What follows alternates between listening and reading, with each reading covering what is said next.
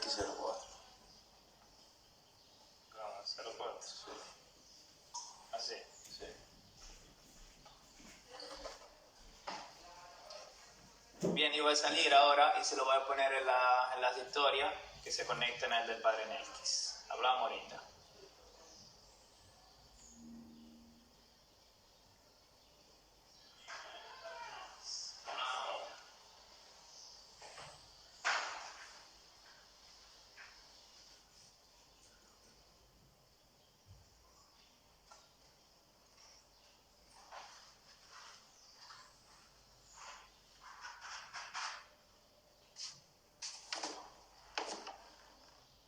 ¿Cómo es la estanga? Un corito con los soles.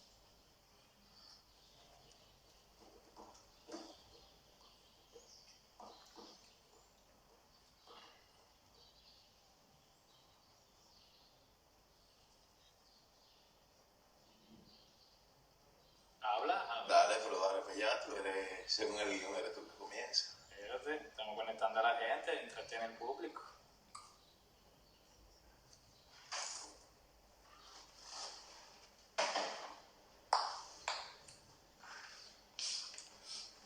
Ahí con ese.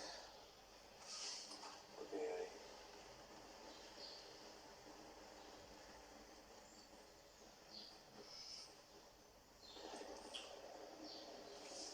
Ahora que a mí tú no me aparece en directo. Ah, ya.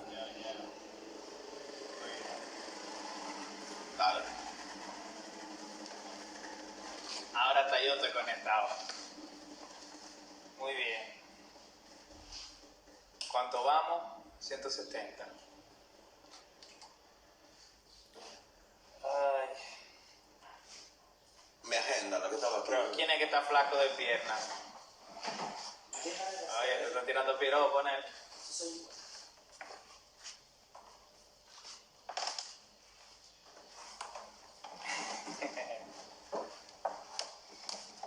Muy bien, entonces. Yo no me sentaría ahí. Encima, te sentaste encima de mí. Y conectaría también la otra lamparita. Pero bien. Entonces, señores, vamos a empezar. Empezamos con un pequeño recuento de lo que fue la parte 1, que muchos se la perdieron. Y que nosotros no fuimos capaces de almacenar, así que se la perdieron ustedes y nos la perdimos ya nosotros también. Entonces, la semana pasada íbamos explicando un poco lo que era la sexualidad según lo que nos explican los mitos de la creación. Y hablábamos de que los dos recuentos que hace la Biblia sobre la creación son parte del lenguaje mitológico. ¿Eso qué significa? Significa de que a través de personajes, de una serpiente que habla, por ejemplo, nos transmite algo que es una verdad de fondo. Y veíamos qué aspecto de la sexualidad nos podía revelar los dos relatos de la creación. Y veíamos el primer relato como Dios, que saca todas las cosas del caos y le va dando su orden, pues saca también al hombre del caos. ¿Y cómo saca al hombre del caos? Presentándole el otro. Por eso cuando crea al hombre dice que lo crea varón y hembra. De forma que la única forma que nosotros tenemos para salir del caos, nosotros los hombres, es el encuentro con el otro. Y lo mismo se nos explicaba cuando se hablaba de Adán, que dormido Dios le saca la costilla y hace Eva, y se exulta cuando ve a Eva. Por fin se ha encontrado con aquella, con el otro, que lo va a sacar del caos. Y veíamos entonces que esto de ser sexuados, de ahí viene la palabra también seccionados, es decir, que al hombre siempre algo le falta porque tiene que encontrarse con el otro.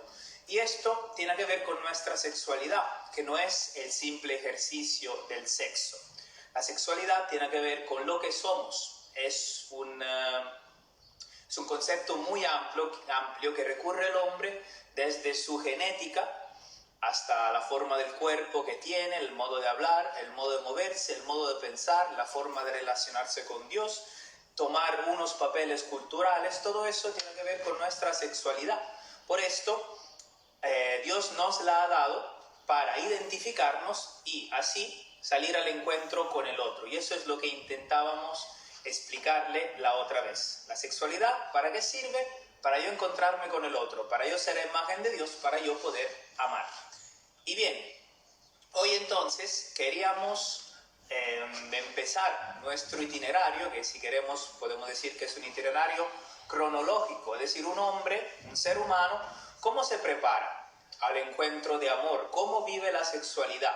Y lo vamos haciendo así por niveles, empezando por lo que es la niñez y la soltería, un hombre que se prepara, o una mujer que se prepara al encuentro con el otro. ¿Cómo lo hace? ¿Cómo vive su sexualidad una persona, un niño, por ejemplo, ya veremos, o un muchacho de 13 años, de 16, de 20, de 25, que todavía no tiene novia y está esperando este encuentro? Y vamos a ver poco a poco lo que nuestra memoria, nuestros estudios, el Espíritu Santo nos ha ayudado a ver un poco cuáles podrían ser los puntos para ayudarles.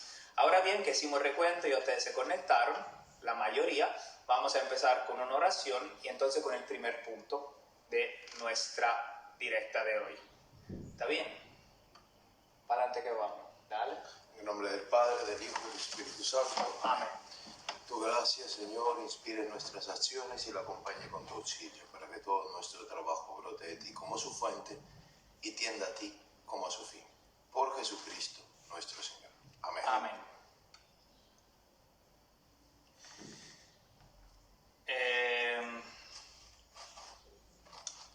Entonces, el primer punto que vamos a hablar es un punto que tiene que ver con la niñez, en el sentido de lo primero que los padres deberían enseñarle a un niño desde los primeros años de su vida, que nos sirve entonces para introducir todos los demás. Y esto es algo además en que muchos padres han fallado en cuanto a transmisión y que muchos de nosotros fallamos a diario, hasta nosotros, que ahora se lo vamos a explicar, en muchas de esas cosas fallamos. Y entonces, este primer punto, podemos decir punto 1A, es el pudor. ¿Qué es el pudor? La semana pasada, el domingo pasado, nosotros les hablábamos de que el hombre al final es una totalidad. O sea, que todas las acciones del hombre van acompañadas de lo que es alma, lo que es su alma, lo que es el espíritu. O sea, cuando yo toca todo mi ser. O sea, no tocan mis manos, no tocan mis sentidos, sino que va acompañado de la totalidad de lo que es el ser. El pudor es importante porque va representando en una forma u otra la totalidad de toda nuestra esencia. Por eso, ante todo, lo primero que los padres deberían o van enseñándonos es el pudor. La manera en que hablamos, la manera en que tocamos, la manera en que nos relacionamos, la manera en que miramos, la manera en que vestimos, la manera en la que nos relacionamos. También en la que, es decir, cuando nos relacionamos también es cómo nos ponemos frente a la persona, porque también hay un pudor que no es solo físico. Por ejemplo, rápidamente, si tú miras a caso cerrado, toda esa gente que va y dice sus cosas frente a todo el mundo, son personas que le falta pudor, aunque esté muy bien vestido, pero le falta pudor. ¿Por qué? Porque anímicamente se encueran, dicen sus cosas frente a todo el mundo, y eso es equivocado. Aquí nadie puede decir todas sus cosas como si fuera una basura y hago espectáculo de mi morbo, no se puede hacer. Es falta de pudor también eso. Entonces para nosotros es importante porque nosotros a diario vemos que el pudor falta. O sea, por ejemplo, basta ver el Instagram de muchos de ustedes, las cosas que muestran, las cosas que hacen ver, el selfie que se hacen, la manera en que se muestran. Es una forma en la que también se va violando la intimidad profunda que cada uno de nosotros tiene. Entonces, una de las cosas importantes siempre, nuestra manera de hablar. Por ejemplo, si en el trabajo, tú estás en el trabajo, tú tienes un grupo del trabajo, el grupo de el área 12 del trabajo, o en los chats en los que nos encontramos. muchos de los mensajes que nos llegan, muchas de las imágenes que nos llegan, muchas de las cosas que nos hacen llegar, que luego uno dice, bueno, es que me llegó tal imagen, es que me llegó tal mensaje, al final es porque hay un cierto pudor frente al otro que no hemos mostrado. O sea, cuando uno tiene un pudor, cuando uno tiene una reserva de lo que es su esencia, de lo que es la interioridad, hay gente que no se atreve a mandar de cierto mensaje, cierta imagen o cierto comentario. Entonces eso es fundamental, porque por ahí van dañando las cosas, por ahí se van pervirtiendo las cosas y por ahí van entrando una serie de cosas que condicionan lo que es nuestra sexualidad y lo que condiciona nuestra manera de ser. Y eso sobre todo es fundamental. O sea, no es que a ti, un compañero de trabajo, te manda una imagen o te manda un video por error. O sea, cuando hay un pudor, cuando hay una barrera, el tipo cuando va a mandar el mensaje dice, a fulanita no, si yo le mando eso se arma la del diantre. O sea, si entra en la libertad de agarrar o mandarlo, comentar o hacerlo, es porque en el fondo hay una serie de barreras, hay una serie de cosas que en nosotros no están o han caído.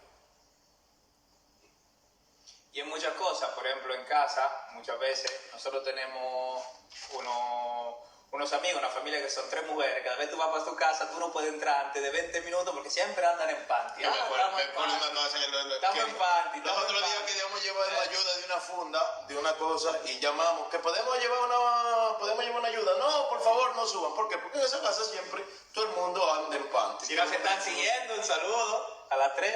Exacto. O sea, tú no puedes entrar porque siempre... O sea, ni siquiera en la familia. Hay una cosa que yo recuerdo que en mi casa, en la cama de papá y mamá, en la habitación de papá y mami, no se podía subir, no se podía entrar.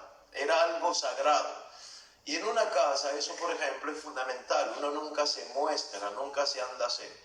Independientemente de que haya un vínculo de amistad. Por ejemplo, no, tú y yo somos amigos. Fulano es mi amigo de toda la vida, es mi hermanito. Vamos a dormir en la misma cama. Vamos a dormir en la misma cama. Bueno, en el sentido de que, bueno, en la casa... Pero yo estoy en mi casa soy libre. Yo puedo andar conmigo con la ley, que todo el mundo me vea, no pasa nada. O sea, que todo el mundo me muestre, o sea, no.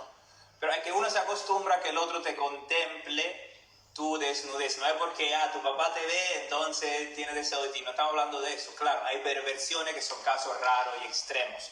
Pero lo normal es para ti mismo o para ti misma de acostumbrarte de que otro de tu mismo sexo o de otro sexo pues te contemple tu desnudez, que sabemos que la Escritura dice que es algo muy íntimo, muy privado, tuyo. Entonces, eso. ¿Qué te dice el caso de que somos hermanos de comunidad?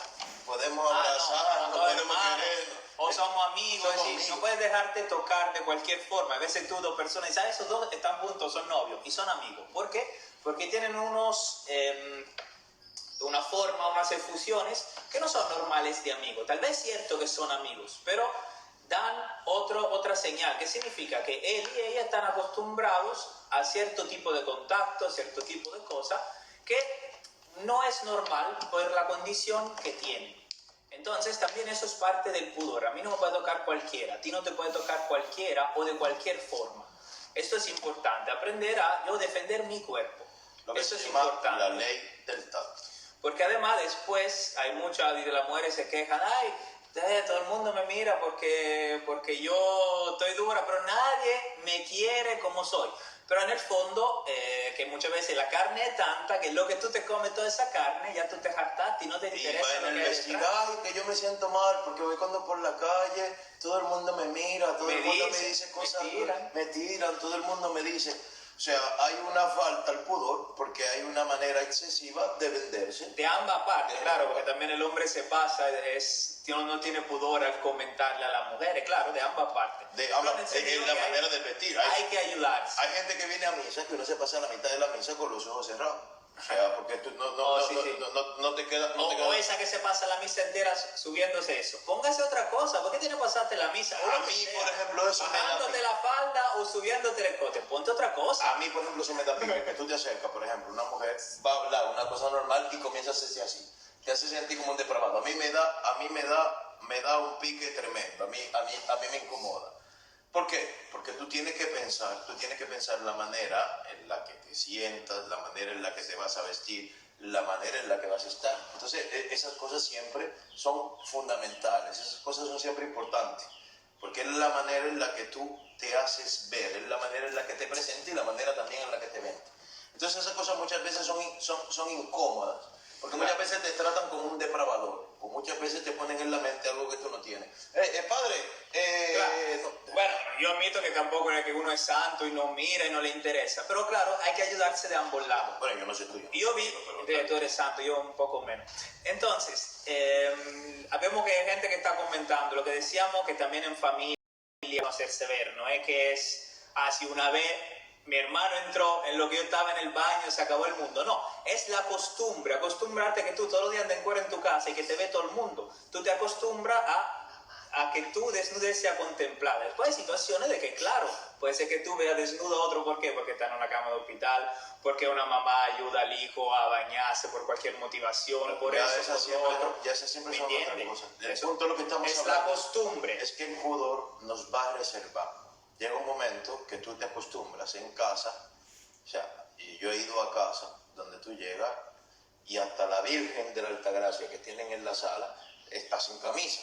O sea, llega un punto, hay puntos y hay puntos. Otra cosa son las necesidades, otra cosa son las circunstancias, otra cosa es lo que uno cuida, otra cosa es lo que uno va haciendo. No, como yo estoy en mi casa estoy libre, como en mi casa estoy bien, como en mi casa estoy, pero no, uno nunca se muestra y uno nunca se hace ver de cualquier forma. Lo que queremos decir es, eso que hemos dicho más, es aprender a darle valor a tu cuerpo. Un valor que como la cosa de valor, como la vajilla mejor tú no la vas tirando donde sea, sino que le das un lugar y la usas pocas veces, pues tu cuerpo es de valor. Y como toda la cosa de valor, se cubre, se conserva y se da a personas especiales. Entonces, bien, vamos después de este punto a pasar al segundo. El segundo punto que vamos a ver es cuando alguien crece. Hay un momento en que nosotros, bueno, de niños se nos enseñan esas cosas, muchos de nosotros no las entendemos. Me acordaba cuando mi mamá me decía ciertas cosas y no entendía por qué yo no podía mirar a mi hermana, por qué yo no podía hacer ciertas cosas. Y poco a poco uno va entendiendo. Inclusive la ropa interior no se tiende en cualquier lugar. No te la lava cualquiera. No te la lava cualquiera. Bueno, eso nosotros porque nosotros no la lavan. Hay gente que se la lava sola, en ese caso no hay problema. Pero aún así, o sea, es fundamental en muchas cosas. O sea, el tema que vamos desarrollando es muy profundo porque nos va haciendo un interno, va haciendo una memoria, va haciendo algo reservado. Y eso se va haciendo en toda la estructura de nuestro ser, donde no todo el mundo puede tocar, donde no todo el mundo puede ver y donde no todo el mundo puede entrar. Okay. Vamos avanzando en edad y ya llega un punto que son los 11, 12, 13, 14 años, que es el momento en el que cada uno, hembra o varón que sea, se le va despertando con lo que decimos las hormonas y lo que es la fábrica de la vida. Es decir, el hombre empieza la producción de los espermas, empiezan a tener las primeras manifestaciones hormonales, el pelo, la barba, toda esa cosa, cambio de la voz, y la hembra empieza a tener su primera luna, empieza con las menstruaciones. Bueno, la luna, ¿cómo queremos decirle? Menstruación no es una mala palabra, es decir, menstruación así se llama. Y entonces es el momento en que ya el hombre... El periodo, como lo quieran decir, no se puede ser delicado aquí. Ay, Dios mío, ay, la otra vez éramos vulgares, ahora somos delicados, Dios santo. Dios mío, que con mi mamá se vive mejor que con esta. Entonces, que iba diciendo que bueno, uno crece, entonces ya... Papi, si va a hablar por teléfono, habla ahí afuera, que estamos aquí en un video. Es que a Nelson le interesan esos discursos. Sí. Él nunca ha escuchado eso. Por eso que Nelson es un depravado. Entonces decíamos, saben que ahí el hombre y la mujer van descubriendo en esas edades algo nuevo que es su sexualidad y no sabe cómo vivirlo. Entonces nosotros en este caso aprendemos de nuestros padres en la fe o hermanos mayores, a segunda de cuál papa queremos citar. Bueno, Benito XVI siempre ha hablado del pueblo judío como nuestros padres en la fe, ¿no? Hermano mayor era una expresión propia de Juan Pablo II y él lo corrigió en padres en la fe. Y está bien, ¿qué es el pueblo judío? ¿Qué hace el pueblo judío en este caso? A esa edad y lo hace también Jesús. Tenemos un episodio en el Evangelio de San Lucas en que vemos que Jesús a los 12 años va al templo. ¿Y qué fue a hacer Jesús a los 12 años al templo? Un rito judío llamado la Bar Mitzvah. Es decir, todo aquel que ha sido hijo de una familia, cualquiera, llega en un momento de su vida, que es el momento en que se le despierta lo que es la fábrica de la vida, sexualmente hablando, que es llevado a la sinagoga o al templo a cumplir el rito del ser hijo de la ley, del precepto. Bar, hijo, mitzvah, hijo del precepto. En donde se hace un rito que es prácticamente casi matrimonial. Se le da a ese muchacho que va trajeado o una muchacha que va vestida de noviecita, más o menos como aquí se cumplen los 15 años. ¿Por qué se hace esa fiesta de los 15 años? Porque esa muchachita ya llega a ser una mujer, como un rito de iniciación, de paso, de entrada a la adultez. Y también eso es la Bar Mitzvah para los judíos. Paréntesis, Sí. por ejemplo, para los papás que nos están escuchando, una de las cosas que hemos hecho en el santuario de frente a la Virgen de la Altagracia es recuperar la tradición antigua de la celebración de los 15 años, que es fundamental, que es importante, que va más allá de la... hay un problema en el país, que normalmente cuando se llega a los 15 años ya las muchachas están embarazadas, tienen una familia, Ya no son Suzuki. Ya no son Suzuki, son Yamaha. Entonces, pero una de las cosas que estamos haciendo es redescubrir, por ejemplo, la celebración de los 15 años. Y hay celebraciones que yo recuerdo que son muy bonitas, en la que se hace una reafirmación de vivir la sexualidad, de vivir la castidad, un propósito de castidad, o sea, de frente al Señor, pidiendo de Dios el auxilio, y Señor que nos acompañe. Antes tírale algo. hay gente aquí que están enfrentando el toque de queda a la clase. Ya va, espérate, para que no te metan preso, te van a tirar algo. Ya, sí. Entonces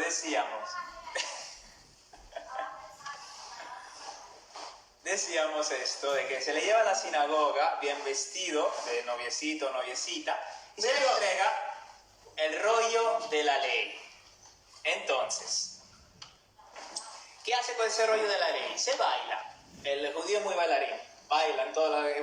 Danza. Exacto, danza, mejor dicho. Porque el judío reza con todo el cuerpo. Cuando decíamos, lo que el hombre hace, lo hace con su alma y con su cuerpo. Pues los judíos lo llevan, bueno, nosotros también, pero los judíos aún más. Cuando rezan, cuando hacen algún rito, también el cuerpo entra en la oración.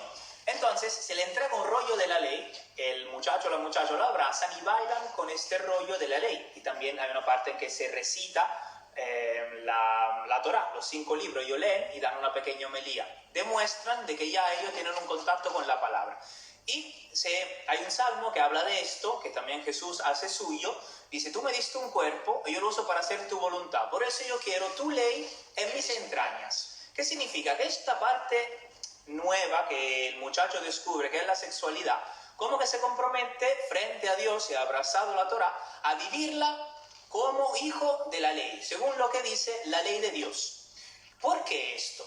¿Por qué hace esto? Porque la ley de Dios, que es aquel que ha creado el hombre y sabe cómo funciona y cómo debería funcionar, le da una ley que es de vida para ese muchacho o esa muchacha.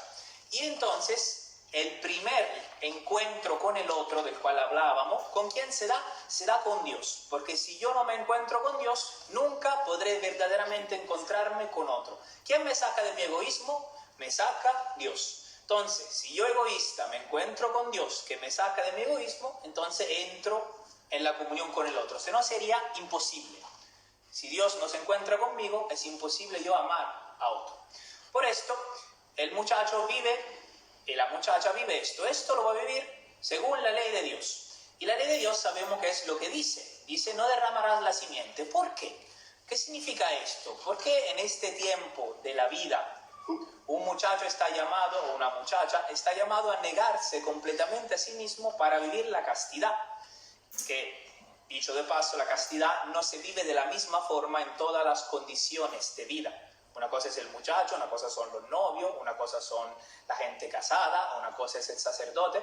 Pero bien, en este caso, el muchacho está llamado a negarse a sí mismo. ¿Por qué esto?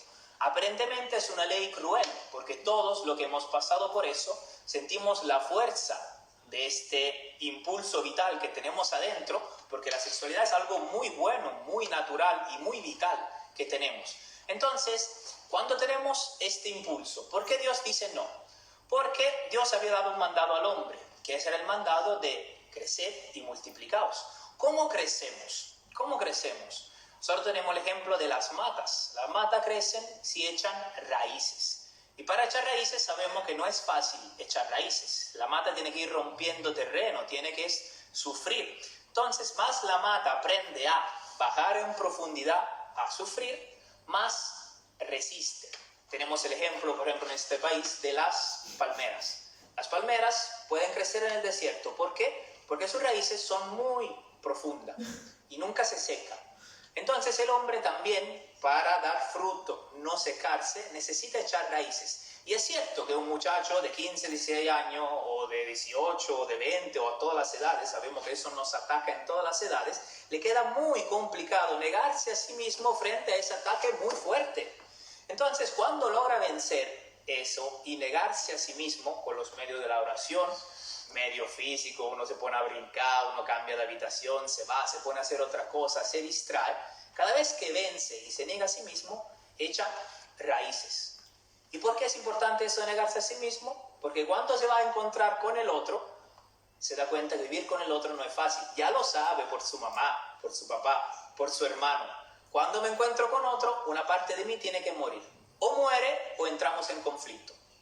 Entonces, esto de la castidad me enseña a mí a negarme a mí mismo, que es la única forma para, como nos preguntaban hace días, sobrevivir a un matrimonio. ¿Cómo se sobrevive a un matrimonio? Al otro, ¿cómo se sobrevive? Negándote tú a ti mismo, a ti mismo. Por eso es una de las cosas que enseña el pueblo judío a sus hijos en la Bar Mitzvah. Ahora bien, señores, el camino de la castidad, como siempre explica el Padre Nel, que es un camino. No es algo que nos viene de paquete, hoy ya soy casto. No, vamos aprendiendo poco a poco y está hecho también de mucha caída y de muchas cosas. Como dice San Pablo, abogado tenemos frente a Dios para los que dicen, bueno, Padre, yo eso nunca lo he hecho, yo eso no lo sabía, ¿qué hago yo ahora? Pues abogado tenemos frente a Dios, frente a nuestras caídas. En poco a poco el Señor nos enseña a negarse a sí mismo. Puedes caer 10 veces y vencer 20. Lo importante es que la lucha se dé, en ese caso. ¿Sigo? Sigue. Bien. Entonces, el hombre, ¿qué hace? Poco a poco va echando raíces, negándose a sí mismo, y esta lucha también lleva consigo un don. La lucha por la castidad lleva consigo un don, que es el don del discernimiento. ¿Qué es el don del discernimiento? Es el saber ver las cosas, tener un ojo claro, una mirada clara. ¿Y eso quién te da el discernimiento? El discernimiento es de ojo y también de oídas. Porque si yo vivo mi vida bajo la ley, ¿qué significa? Que yo voy poco a poco teniendo una intimidad con Dios. Como decía, ya me hago hijo de ese Dios. Me caso con este Dios y lo voy escuchando. ¿Por qué necesito escuchar a Dios? Porque nosotros, por ejemplo, antes de que viniera Cristo era todo muy fácil. Todo el mundo estaba llamado a casarse, al matrimonio. Ya los tiempos nuevos, los últimos tiempos, Jesús con su mismo ejemplo, porque muchos se preguntan, ¿por qué los curas no se casan? Una motivación, porque Jesús no se casó, punto. Todo lo otro es redundante. Un paréntesis. Sí. Que el rubio habla lindo y habla bacano, pero siempre tenemos que encontrarle ejemplo a muchas cosas. La castidad es ante todo una garantía. Lo que Francesco está diciendo es muy importante, es muy fundamental. Francesco está hablando de algo muy hermoso, que es la castidad. Pongamos un ejemplo. Francesco está hablando de la negación, el aprender al morir, porque estamos en esta etapa de lo que llamamos la soltería, o el crecer, si queremos. O el crecer, si queremos. No hemos llegado a la multiplicación. ¿Por qué, por ejemplo, los sacerdotes? La pregunta que le hacían a Francesco. Ayer a Francesco le escribió ¿era budista? Creo yo, una vaina así. Una vaina de esa, o varias cosas. O de la gente que reza de una forma. Dice que van a ser dos curas hablando de la sexualidad si no tienen ni idea ni siquiera de lo que es la sexualidad. Bien, ¿cuál es el punto? Como decíamos el domingo pasado, al final el Señor nos va formando en el arte de lo sagrado. Y estamos de frente, delante, luego de la creación. Lo más hermoso, lo más sagrado que el Señor ha hecho es la sexualidad. Pero ¿por qué la castidad, por ejemplo, es garantía? Por ejemplo, cuando hay un noviazgo, que a los sacerdotes preguntamos, ¿el noviazgo es casto, sí o no? Porque la castidad va enseñando hasta qué punto ambos van aprendiendo a morir.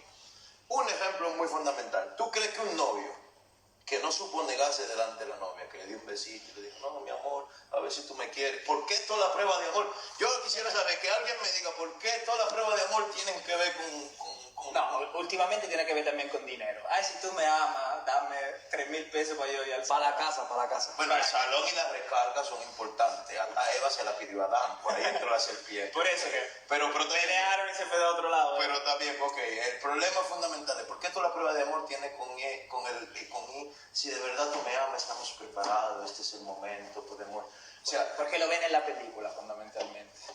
Que yo ese tipo, yo vi a Batman ayer, ¿me entiendes? Ahí no hay prueba de amor. No hay prueba de amor. Bueno, Batman murió por Ciudad Gótica, pero no murió. Bueno, después haremos un live sobre Batman, a ver si murió o no murió en la trilogía. Bueno, Batman a mí me encanta porque es un tipo que utiliza todo su miedo para encontrar su fortaleza. Yo me siento así, yo utilizo todos mis miedos. Es que todo sacerdote es superhéroe en el fondo. Renuncia a la mujer en función de su misión. Pero me va a dejar desarrollar el tema. Ok, yo soy Batman. Ok, Robin. Dime. Yo soy Alfred. ¿Cuál es el punto fundamental? O sea, por ejemplo, la castidad, ¿por qué es garantía? Porque es el momento en el que uno aprende a negarse. El matrimonio, lo decíamos la semana pasada, es muy difícil. Es una negación constante. Entonces, por ejemplo, si el novio en el noviazgo no aprende a negarse a sí mismo, ¿tú crees que después que la mujer le pare 3 muchachos, llega una secretaria con una edad pequeña, una secretaria joven, le dice... ese pelito blanco a mí me gusta. Qué bien te quedan tus canas, claro. Te ves muy interesante. Y me dicen a mí. Pero porque esto tiene que llegar a donde... Es que él vive para él. Te ves muy bien, te ves muy no sé qué cosa.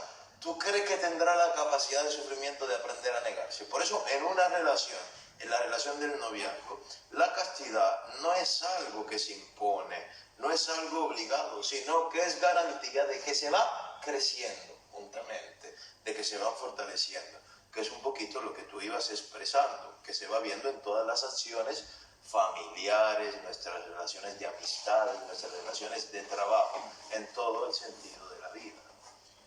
Sí, que ya hay muchas cosas que, bueno, está bien, nos vamos ayudando uno a otro porque uno quiere decir muchas cosas, no hay mucho tiempo, y a veces brincamos adelante, brincamos atrás, pero ya nos tendrán paciencia. Decíamos que era importante esto del discernimiento, saber escuchar la voz de Dios. Tenemos el ejemplo de Samuel. Samuel está en el templo y no conoce la voz de Dios y necesita que otro le ayude a decir, que le diga, mira, lo que tú escuchas es la voz de Dios. Y de ahí en adelante, cuando Samuel aprende a escuchar la voz de Dios, pues ya en su vida entra en la adultez, ya deja de ser uno debajo de otro, sino que ya es él y será uno de los más grandes profetas en Israel. ¿Por qué?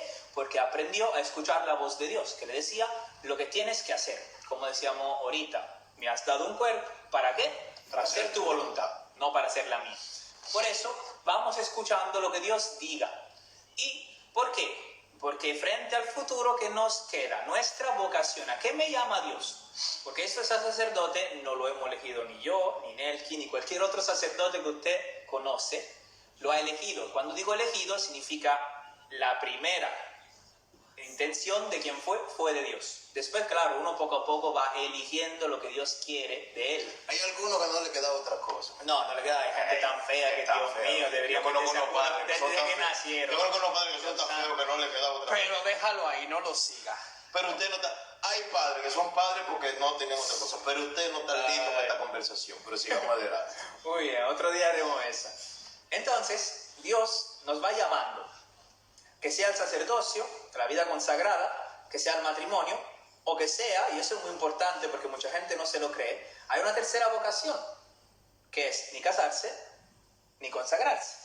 Porque hay gente que Dios no le llama, se llama carisma primitivo. ¿Qué significa? Aquí no me caso, pero no hace falta que yo me consagre, me ponga un velo, me vaya no se sabe dónde, a qué monasterio, o yo sea fraile, o yo sea cura. Simplemente Dios me llama a la soltería, vivir solo, sin hijos y sin mujer. y sin ser consagrado. También eso es algo que Dios puede tener preparado para algunas personas. ¿Y qué hacen esa persona? Pues viven su vocación al servicio de otro. Porque toda vocación es para servicio, no es nada nuevo lo que estoy diciendo. Pero bien, decíamos que entonces Dios habla. ¿Y por qué tenemos que escuchar lo que Dios quiere? Si yo quiero otra cosa, si a mí me gustan los niños, si a mí me gustan las mujeres, y Dios me llama a ser sacerdote, no puede ser. No empatamos Dios y yo. Y eso es, hay que aprender eso, de que las cosas no dependen de lo que a ti te gusta. Lo que hablábamos esta mañana, que muchas veces queremos ajustar a Dios al proyecto y al plan que tenemos. Por eso lo diremos ahorita, hay muchas mujeres que se desesperan, por ejemplo, no, yo me tengo que casar. Entonces tienen un novio que es el diablo, que ellas saben que le va a joder la vida, lo saben muy bien porque ya se la está jodiendo siendo novio, viviendo en casa separada. Pero como ella tiene 27, la familia la presiona, si se me va pierdo el tren, me voy a quedar sola, déjame yo casarme. ¿Por qué? Porque tienen un proyecto de matrimonio en el cual encuentran un hombre, una ficha, que al final tratan como ficha, que encaje en mi proyecto de matrimonio. Aunque sea un gordito calvo. Lo que sea, aunque sea un gordo, feo, ¿verdad, Yanelva? Entonces, saludos a toda mi gente de San Ignacio de Antioquía. Entonces, lo que decíamos es eso, aprender lo que Dios quiere de mí y yo saber responder. ¿Por qué? Porque al final, poco a poco, descubrimos que a pesar de lo que a mí me gusta, yo, la única cosa a la que tengo que tener miedo es meterme donde Dios no me llama. Porque casarse sin que Dios te llame al matrimonio es un lío. Meterte a cura sin que Dios te llame a ser cura es un lío. Donde Dios no te llama, no te metas. A donde Dios te llama, métete. Hay padre de la iglesia que decía, pues si Dios te manda, métete en el infierno y espera. Entonces, podemos meternos en el infierno, por ejemplo, la vida matrimonial, lo que es a veces la vida sacerdotal. ¿Por qué? Porque Dios está ahí, nos ha llamado ahí. Entonces, si Dios te llama, Dios ayuda. Por eso, discernir lo que Dios quiere de mí. Entonces, por ejemplo, lo del sacerdocio, muchas veces, ¿cómo surge? Es una pregunta que tenemos que hacer todos los varones y toda la hembra en cuanto a la consagración femenina. Pues tiene que preguntarse, Dios, ¿a qué me llama a mí? ¿Qué quiere Dios de mí? Dios, háblame claro. Entonces, ¿cómo se llega a eso? Dios habla en la historia, Dios habla en la oración. Uno que nunca se ha sentado a escuchar la palabra de Dios y nunca ha rezado, pues nunca escuchará la voz de Dios. No es que Dios llega como un rayo y rompe la cosa. Eso se aprende, a escuchar la voz de Dios. Por eso es importante hacer un camino de fe que me ayude a escuchar la voz de Dios. Y Dios me indica el camino poco a poco. Claro, no es que somos gente que ya sabemos dónde estaré yo de aquí a 20 años. No lo sabemos. Lo descubrimos día por día. Pero hacemos todo lo posible para escuchar la voz de Dios. Entonces, si Dios te llama al sacerdocio, te hablará claro. Si Dios te llama al matrimonio, ¿cómo te va a hablar claro? No por tu gusto por los niños o porque no quieres estar sola. Eso es importante. Dios te pondrá al frente una persona. Entonces, eso es importante. Hablábamos de ahorita. ¿Y dónde encuentro esa persona? Ahora, pero hablamos ahorita de mujeres que tienen un proyecto de matrimonio, tiene de 100 fichas, tiene 99 fichas y nada más le falta el marido, porque ya lo tienen todo preparado. Pues eso es un proyecto que ojalá Dios te lo destruya. El proyecto del matrimonio nace del encuentro con el otro. A partir de ahí, poco a poco tú vas diciendo, estar con esta persona, me abre a mí al deseo de casarse. Por eso muy bien, cuando por ejemplo vivo dos novios, uno dice, no, yo nunca he pensado casarme en mi vida. Pues bien, estupendo. Ojalá el estar con ella o el estar con él te abra al matrimonio. Entonces de verdad hay un llamado. Y la misma cosa vale para el sacerdote. Nosotros estamos aquí porque en un momento de nuestra vida hemos tenido un encuentro más fuerte, más emocional, si queremos, con Dios. Y después, ¿qué ha empezado? Muchos piensan de que uno se levanta en la mañana y dice, Dios me llama, se cura, y el día después se cura. Por eso muchos muchachos también tienen miedo a entrar al seminario. ¿Por qué? Porque ya soy cura. No es verdad. De a que yo escuché la voz de Dios que me dice, se cura, a que yo llegué a ser cura pasaron 11 años. Y eso que yo lo hice rápido. ¿Me entiendes? No cuenta lo mismo. ¿Me entiendes? Por decir que es como un noviazgo. Tú te encuentras con una que tú dices, ese es el amor de mi vida. Puede ser que tú lo pienses. Pero de ahí a que tú te cases, pasa un tiempo de discernimiento. Y el seminario es lo mismo. Por eso yo muchas veces no entiendo a gente que tiene miedo a entrar al seminario. Yo sí, yo quisiera ser cura, pero me da miedo el seminario. No, a ti te da miedo estar con una muchacha. Si en ese momento tú estás atraído por ella, tú eso nunca te lo pensarías. Tú lo harías y punto. Y después si se acaba, pues se acabó. Pues lo mismo puede pasar con el seminario. Un paréntesis, sobre todo para los papás que nos están escuchando. El noviazgo es siempre una preparación inmediata al matrimonio. O sea, no es que me llegó la edad de chulear, no es que me llegó la edad de los besitos, no es que me llegó la edad de no ir al cine sola, no es que me llegó la edad de... ¿Qué? ¿Me entiendes? O sea, no es el punto. El noviazgo al final es un discernimiento, es el ver si con esa persona, si esa persona es apta para ser mi consorte, aquella persona que Dios ha elegido para mí, para compartir mi destino, para compartir mi suerte, para compartir mi vida. O sea, es una preparación inmediata. ¿Qué puede ser que no? Yo recuerdo en el seminario, o sea, cuando yo entré al seminario éramos 33 y nos ordenamos 3. Siempre son más. Lo que se van, de lo que entran, si entran 100, pues 90 se van. Mira, Y nosotros, no han perdido el tiempo, eso es muy importante. cuando yo entré al seminario éramos 33. De los cuales nada más lo ordenamos 3. Ricardo de la Rosa por feo, Michael por viejo Y tú por santo. y yo porque Por elegido de Dios. Hasta que lo dijiste, porque tenía que soltar. Tenía que decirlo. Ok, Él le pasó más o menos a los noviazgos que tienen 10 años juntos y dice, o nos casamos o nos dejamos. Pues conviene casarse. Él le convino ser cura porque ya no sabía qué hacer de su vida. Pues lo mismo pasó a mí. Pues bien, seguimos. Había mucha oferta, no tengo que decir qué, ¿me entiendes? Yo soy calladito, no es que no me atreva. Ajá, está bien, apúntenlo ahí para chantajearlo. Bien, entonces, hablando de eso, hay un dicho judío que dice, si tú estás centrado en el plan de Dios, Dios te dará la ayuda que necesitas. Si tú no estás centrado en el plan de Dios, Dios te dará la ayuda que mereces. Que vale por la mujer, que vale por el dinero, que vale por muchísimas cosas. Sea el Señor tu delicia. Y Él te dará lo que ansía tu corazón. Por eso, todo ese curso de Bar Mitzvah, ¿para qué sirve? Señores, que primero hay que curar nuestro matrimonio con Dios, porque todos somos esposas de Dios. Es el punto. Hay cosas nuestras, valga para el sacerdocio, para la vida consagrada o el matrimonio. Hay cosas interiores nuestras que si no la amamos nosotros, si no la reconciliamos nosotros, nadie la amará, nadie la querrá. Bueno, ese es el punto que tú ibas a decir. Hay un mandato de Dios que es ama al prójimo Como a ti mismo. Y ahora él explicará qué significa eso, amarme a mí mismo. Tengo que ser egoísta. ¿Qué significa amarse a sí mismo? Que nunca lo entendí. Yo recuerdo cuando estaba en San Ezequiel, que llegaba el momento en la misa que uno decía, daos fraternalmente la paz. Fue el primer lugar donde yo vi, donde las personas se daban la paz a sí mismo. Al inicio, yo con mi mentalidad catecumenal, yo rechazaba o me parecía extraño. Con el tiempo yo fui entendiendo lo que los sacerdotes fueron enseñando a los fieles, ¿no? Iban enseñando primero a una reconciliación profunda con sí mismo.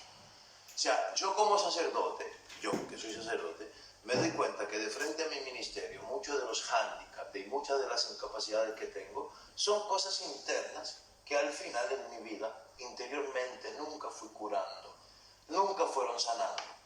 Y eso pasa en el matrimonio, eso pasa en la vida en la que Dios nos va regalando, que Dios nos va dando. Hay muchas cosas nuestras que no sanamos, hay muchas cosas nuestras que no aceptamos, hay muchas cosas nuestras que no amamos. Y si no la amamos nosotros, el que se acerque a nosotros tampoco la amará. O sea, si yo tengo un complejo porque yo soy chata y tengo que estar con mi marido con la luz apagada, porque yo soy chata. Que nadie me puede ver. Que nadie me vea. Cuando está la luz apagada, hay sombra y yo me veo un algón. ¿De acuerdo? Entonces llega un momento que yo no me siento por chata. Pero el marido cuando se dé cuenta que yo soy una tabla de plancha, o sea, que estoy maldiza, que da reteazo, tampoco me va a querer. Cuando se dio cuenta que era faja lo que yo tenía. ¿Me entiendes? O sea, que era una paja Salomeo, Samantha, la que me puse, tampoco me va a querer, tampoco me va a amar. Porque el truco de esta vida no es tanto lo que tú eres, en el fondo es cómo tú sabes venderte. Y Por eso cómo que- estés reconciliado. O sea, que esa mujer tan linda está con un hombre tan feo. Es que ese hombre tan feo no tiene ni medio complejo. No tiene es una medio- persona reconciliada con sí misma, entonces atrae más que uno lindo y que dice, ay, qué maldito si diente yo tiene. tengo que ponerme una faja a Samantha porque tengo chicha y eso me pone mal y el novio que tengo, el esposo, todavía en la boda baila conmigo y me ve plana, yo eso no lo acepto. Tarde o temprano va a pasar factura. Sí. Ahora, si tú estás reconciliado con los chichos, en la luna de miel, cuando el marido agarra a los chichos, dice, esta es Se la carne montaña de de mi mi carne. carne, de mi carne, hueso de mi hueso, ¿me entiendes? O sea, están reconciliados todos y muchos de los problemas que se dan en nuestras relaciones es porque nosotros internamente y profundamente no estamos reconciliados con lo que somos y cómo Dios nos ha hecho. Entonces, esto es importantísimo. Yo conozco un tipo que tenía una novia vica y él le decía, tu mirada es penetrante. Pero porque ella estaba reconciliada con Sevica. Ella estaba reconciliada con Sevica y para ella no lo disimulaba. De tal manera, cuando ella miraba al tipo, el tipo decía, qué mirada más. Lo que me enamoró de ella es su mirada. Su mirada me mira y me escruta. Y Me llega a la y profunda. estaba mirando a otro. Estaba mirando a otro, ya no pregunto, pero ella estaba reconciliada con su Sevica, o sea, es lo que pasa, ¿me entiendes? O sea, muchas veces, muchos de los problemas que se dan en nuestras relaciones es que no estamos reconciliados nosotros mismos con lo que somos. O sea, yo soy un tipo que está bueno y soy bonito, yo eso lo acepto. O sea, Dios me hizo así. Dios me hizo ¡Wow! ¡Qué así. humilde! Yo recuerdo mi segunda pregunta existencial, después de un examen de fenomenología de la religión, que le hice a Ricardo de la Rosa, fue, Ricardo, yo quiero saber, yo desde pequeño me hice una pregunta, ¿qué se siente ser feo? O sea, usted nunca se pregunta eso, ¿cómo viviera tú? ¿Qué se sentirá ser feo? ¿Por qué siempre Ricardo es el ejemplo? No, Ricardo es mi hermano, y un santo cura, todo Oye, santo que como él. Los hay badallos mucha sí gente son que se está revelando en los comentarios. O sea, Ahí está Montilla también, que entra en el paquete de los Ah, feos. Montilla, le pregunté, o sea, yo decía, ¿qué se siente? ¿Cómo vivirá una persona siendo fea? ¿Cómo lo vive? Pero ¿Cómo- Montilla está reconciliado. Tú no ves que la sonrisa de Montilla, que no le interesa eso. Está reconciliado, o sea, Él está muy y sube contento. fotos todos los días y historias. 6 meses y 3 días y 4 horas y 25 segundos de cura. Pero Y no me da envidia es gente como tú lo ves, es gente que lo Viernes Santo tú no le preguntas a la cruz. Bata con velo, tú sabes cuál es tu cruz, tío. O sea, tú le preguntas un día, ¿cuál es tu cruz? No, tú la tienes enfrente. ¿Me entiendes? Tú le preguntas, ¿qué se sentirá ser feo? Uno se pregunta, ¿qué se sentirá ser feo? ¿Qué sentirá esa persona al levantarse todos los días? O sea, son preguntas que uno se hace. Entonces, un feo que se casa supo cumplir la primera parte de este mandamiento. Ámate a ti mismo. Se amó a sí mismo, porque si no va a vivir con un complejo. O sea, tú te imaginas que un feo no te reconciliado cada vez No, que va a decir, me estaba confesando con el padre Francesco. ¿Qué tanto tú hablas con ese padre? Pero lo que tú estás, ¿me entiendes? O sea, eso pasa. Hay gente que... Claro. Exacto. Y bueno, supongo yo que ya casi estamos llegando al final de todo lo que íbamos a decir hoy. Creo yo, busca, pero déjame ver el plan que hicimos. Sigue hablando tú, sigue hablando. Siga como va. Y vamos a hablar de la masturbación. No, bueno, ya hemos hablado de eso, en el sentido de, bueno, no sé en qué sentido te lo iba a hablar. En el sentido, ¿cómo se hace a nivel práctico para ser casto? Explica un poco más lo que yo decía, que es un camino, que hay caída, todo eso. No, cómo. explícalo tú. Quiero ya lo expliqué. Espérate, yo estoy viendo qué es lo que habíamos apuntado aquí. Y si no hacemos preguntas y las respondemos. También, bueno, señores, ¿ya cuánto tenemos ahí? Tenemos alrededor de 405 personas, batimos récord hoy. Lo que le da gusto son las preguntas. Cuando se acabe eso. esta parte, Entonces, nos quedan 5 minutos de este live. Podemos terminar esto y iniciar otro para 15-20 minutos de Ahí, preguntas. no, sí, no, tenemos un punto importante. Entonces, nos preparamos a encontrar el otro cómo. Decíamos, cojo la palabra, eso es fundamental. Atención, aprendo. mujeres. Porque Aprendo. lo que hablamos esta mañana. Muy Tengo 22 años, no tengo novio. Ok, aguante un momento. Decíamos, para hacer una recapitulación. Sí, bueno, repetir, va a ser un resumen para que nos entendamos. Entonces, yo llego a los 13, empieza mi tormenta hormonal, empiezo a tener ganas y muchas cosas. Francesco, Entonces, como dobla la manera de hablar, comienza Deseos. en nosotros a nacer deseos, y los esos impulsos. deseos, el impulso, ok, bien. de explorar al otro. Entonces, decíamos, Tu carita de... viene la palabra de Dios, nos enseña, nos enseña. Somos peores de lo que parece. Dios me enseña con Yo su palabra. escuché un track que decía de que tiene carita de que no falta una misa. Eso es importante. Porque entonces yo me preparo en mi relación con Dios. Entonces, por ejemplo, yo escuché un teólogo, que un teólogo casado, porque a veces pensamos los teólogos son todo cura. No. Hay un teólogo casado que dice que él, preparándose al matrimonio, cuando todavía no tenía novia ni nada, hacía esta oración. Escucha, a ver si tú la conoces. Decía, Señor, prepara mi corazón al suyo, prepara su corazón al mío, y que cuando yo la encuentre, cuando nos encontremos, sepamos reconocernos. Eso que tú dices. Es chula. Es chula. Cuando yo vine al santuario, Después la encontré una muchacha, a mí eso me sorprendió. Al inicio, como yo soy pantojero, hijo de ñemo, mentalidad pagana, ella me decía, padre, yo rezo por el novio que un día Dios me dará. Y no tenía novio. Y ella rezaba por el novio que un día Dios le iba a regalar. O sea, que es muy bonito. O sea, ya no sabía quién iba a ser, pero ya ella rezaba por él. Eso es. O sea, para que el corazón estuviera dispuesto. Dice San Juan que a veces el amor dice, nosotros a veces amamos lo que no vemos. Por ejemplo, aquel que es casto hoy, porque yo soy casto por la mujer, soy virgen esperando la mujer que Dios me dará. Una mujer que es virgen esperando el hombre que Dios le dará. Ya está amando a aquella persona, pero aún no la conoce. También es una gran forma de amor. Eso que tú dices, yo siempre estoy convencido de que un noviazgo es casto cuando la mujer quiere. Yo siempre he sabido que el hombre llega hasta donde la mujer le deja. Si la mujer quiere un noviazgo casto, el noviazgo es casto. Si la mujer no tiene eso... Noelia. Conocemos una familia que es especialista en castidad. ¿Qué es la maldita vaina? Sigue parando. Entonces decíamos, es prepararse a eso. Yo tengo mi relación con Dios, me reconcilio conmigo mismo, le pido al Señor que prepare mi corazón para el suyo y el suyo para el mío, y que cuando nos encontremos sepamos reconocernos. Pero después, como decía nuestro rector, la fe no basta. Entonces, esa mujer quiere novio y ella reza, está en casa, va a misa diaria donde está el padre, no sé que se quiera casar con el padre y 7 viejas. Ay, no encuentro novio. Es decir, que también hay que poner medios prácticos. Hace falta los prácticos. El cristiano, no es el famoso dicho de que... matrimonio mortal del cielo bajo. Sí y no. Sí, en el sentido de que, claro, hay que colaborar con el Señor para la obra de encuentro. sí. O sea, no es que tú te sientes y va a llegar el príncipe azul. Aquí estoy. Mírate la zapatilla. Ahora es más probable que, por ejemplo, tú estás en casa, tú vas pidiendo con te pago, con pedido ya, y tal vez te enamores del delivery. Pero no sé. El novio no llega por globo, monstruo. Hay que salir a josear. ¿Vieron el meme donde el muchacho le dice a ella, yo no soy rico, pero muchacho del diablo, déjame acabar de hablar? ¿Me entiendes? Tú nunca te enamorarías de un delivery porque el delivery es pobre. Entonces, aparte de eso, ¿qué queremos decir? El cristiano es normal. Si tú quieres salir un sábado en la noche a la zona colonial, vas a las 8 al santuario, a misa, donde el padre Nelki, que te da una catequesis, una homilía grandiosa. Y después va bien. Y después sale a la zona colonial. ¿Puede un cristiano ir a un bar? Sí. Lo que no puede hacer es hacer cualquier cosa en un bar, porque hay cristianos que andan al bar y en un bar hacen porquería y hasta lo graban. Bueno, y hay mucha gente de los que están ahí que lo he visto en vivo al salir mal. Pero cállate. ¿Un cristiano puede ir a la discoteca? Sí, depende de lo que hace en la discoteca. Bueno, Francesco, pero me explica eso, porque hay veces que si tú lees un evangelio en Biobar, te dan eco. No, hay tantos catecúmenos. Sí. Tú lees un evangelio en Biobar y te dan sin el eco la palabra.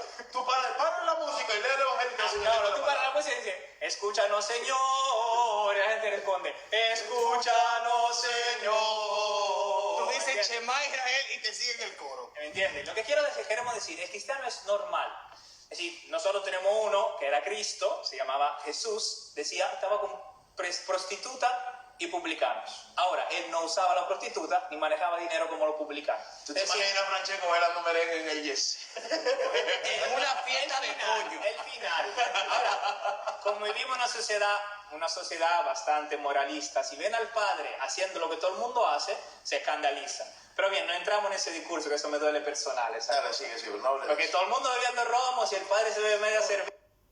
Ok, dile que se va a acabar el live. Y Señores, Se va a acabar el live y volvemos. cuando se acabe el live volveremos. Decíamos, cristiano puede estar, porque eso hay que tenerlo bien claro, que ahorita dicen, no, dijo el padre Francesco que podemos hacer lo que nos da la gana. No.